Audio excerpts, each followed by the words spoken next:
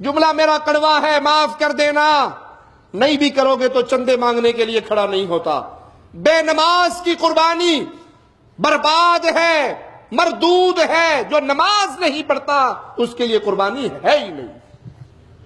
جو مستقل نماز کا تارک ہے وہ امت محمدیہ کا فرد نہیں ہے۔ کڑوی بات لیکن حقیقت پر مبنی جو مستقل نماز کا تارک ہے وہ امت محمدیہ میں سے نہیں ہے۔ اسے کوئی ضرورت نہیں وہ 40,000 20,000 کا بکرا لے، جانور لے، ذبح کرے۔ بے نماز کی کوئی قربانی نہیں۔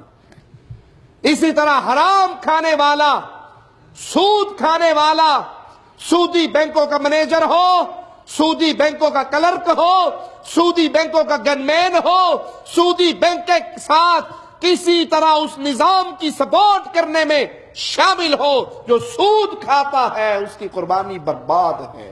کیوں برباد ہے؟ کیوں برباد ہے؟ کہ اللہ حرام مال کو قبول۔ حصہ اگر آپ قربانی میں کہیں ڈالیں تب بھی یہ مسائل یاد رکھیں۔ گائے میں 7 حصے ہیں، 6 حصے مواحدوں کے ہیں، 1 حصہ مشرک کا آ گیا، سارے برباد ہو گئے۔ 1 حصہ مستقل بے نماز کا آ گیا، سارے برباد ہو گئے۔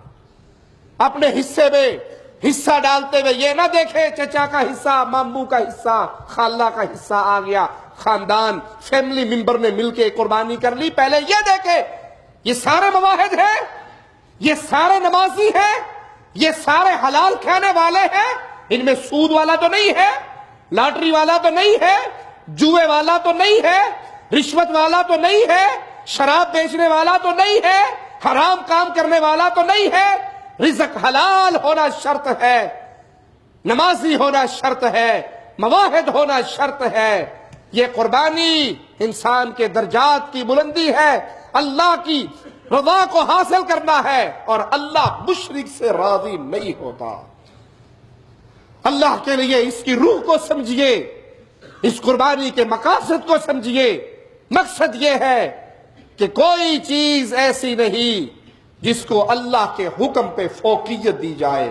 میرے رب کے حکم سے بیوی کا حکم ٹکرائے، میرے رب کے حکم سے فیملی ممبر کا حکم ٹکرائے، اولاد، بھائی، باپ، عزیز، قریبی، رشتہ دار، قوم، قبیلہ، حکومتیں، سلطنتیں، کوئی بھی اللہ کے حکم سے ٹکرا رہی ہے، میں سب کو چھوڑ سکتا ہوں، اللہ کو نہیں چھوڑ سکتا۔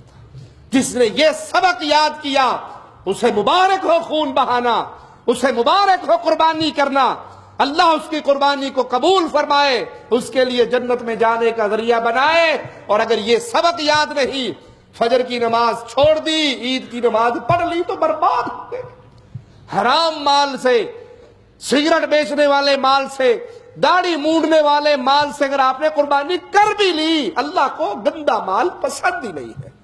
اللہ سے دعا ہے اللہ ہماری خطاؤں کو معاف فرمائے، اللہ ہماری سیاہ کاریوں کو معاف فرمائے، اللہ ہمیں زندہ رکھے، ایمان پہ رکھے، موت دے تو اس حال میں دے، اللہ ہم سے راضی ہو، ہم اپنے اللہ سے راضی ہوں، ہماری قربانی خالص اللہ کے لیے ہو، ریاکاری سے پاک ہو، اللہ اخلاص کی دولت عطا فرمائے، اتباع مصطفیٰ صلی اللہ علیہ وسلم کی عظیم دولت عطا فرمائے۔ اقول قولی ھذا واستغفر اللہ لی ولکم ولسائر المسلمین فاستغفروہ انہ هو الغفور الرحیم۔